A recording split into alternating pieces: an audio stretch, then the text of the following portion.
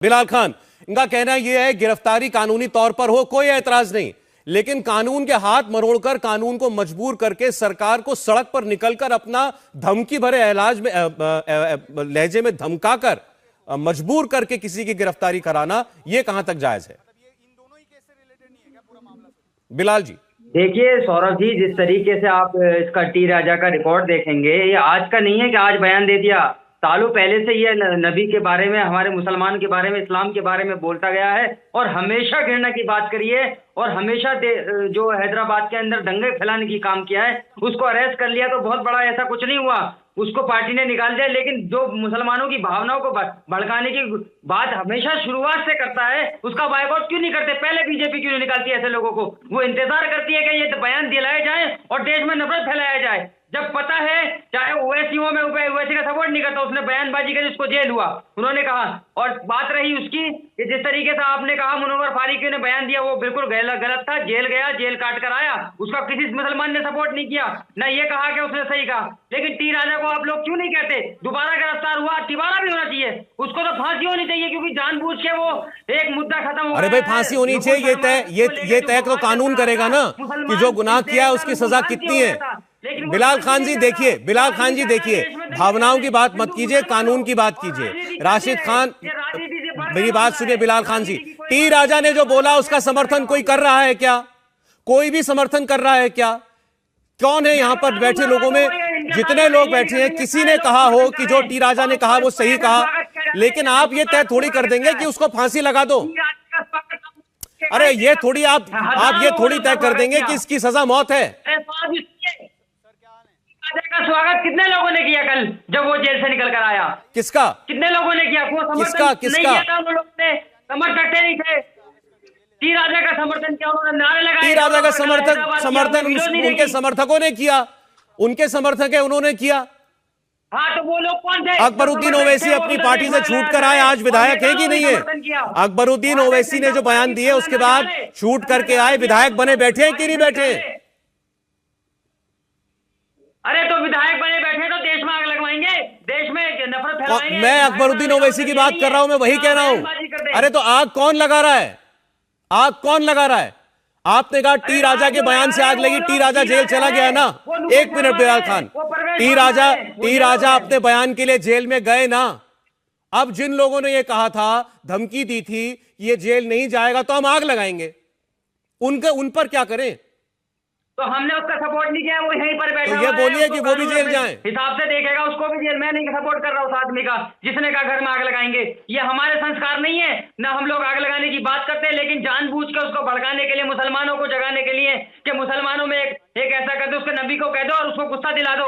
ये अभी से नहीं चल रहा है, ये जानबूझ के कराया जाता है। इसको जब पता है, आज से नहीं, टी राजा कब से ये बयानबाजी कर रहा है, उस पर कोई कार्रवाई नहीं करते। आज जब देश के अंदर पूरे में आज जा चुका है मैसेज, तो उसको निकाल कर ये करते हैं कि हम लोगों ने मामला ठंडा करा दिया। भाई सरकार को केसीआर की है वहां पर, ये कार्रवाई तेलंगाना की सरकार को करनी थी। अच्छा एक सेकंड, कादरी साहब के पास जा रहा हूं, बहुत देर से इंतजार कर रहे हैं।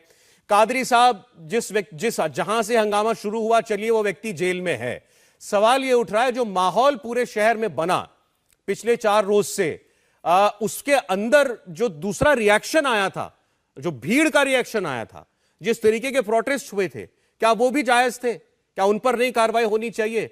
कोई आदमी टी राजा को सही नहीं कह रहा है, ये बात मैं फिर से कहता हूं। सौरभ जी, जब डिबेट शुरू हो तो सबको एक आप ओपन कमेंट का मौका दे दें, उसके बाद फिर आप डिबेट को चलाएं। इतना देर तक इंतजार करना बड़ा ज्यादा दिक्कत हो जाती है। आइंदा में जरा इसका ख्याल रख लीजिएगा, मेहरबानी होगी। सर, अभी राजा सिंह को जो आज से 3 दिन पहले जो नोटिस 41 CRPC दे करके जो है कोर्ट लेकर जाया गया था और वहां से राजा सिंह को रिलैक्सेशन मिला, कोर्ट ने बेल दी थी। आज फिर वही काम हुआ है, 41 CRPC दी गई है और राजा सिंह को घर से उठाया गया। अब जब न्यायालय में पेश किया जाएगा तो पता नहीं कि जेल भिजाया जाएगा या बेल होगी। रहा सवाल साहब कि राजा सिंह ने जो हरकतें की है, राजा सिंह 2014 से आज तक के जो कम्युनिटी में जहर घोल रहा है और आए दिन तेलंगाना की, हैदराबाद की फिजा को खराब करने की जो कोशिश कर रहा है, इसके ऊपर हमें आपत्ति है। कि ये जो आदमी है किसी ना किसी तरीके से हिंदू मुस्लिम भाईचारगी को लड़ाने की कोशिश करता है। और आपने सवाल किया कि जिस तरीके से चक्का जाम कर दिया गया था, शहर जैम हो गया था, ये खतई गलत इत्तला है। जितने भी प्रोटेस्ट कर रहे थे वो एक अपने कोने में प्रोटेस्ट कर रहे थे। शहर के मुख्तलिफ मकामात पर प्रोटेस्ट हो रहा था। ट्रैफिक की आवाजाही अपनी जगह बरकरार थी, किसी ने भी ट्रैफिक को नहीं रोका।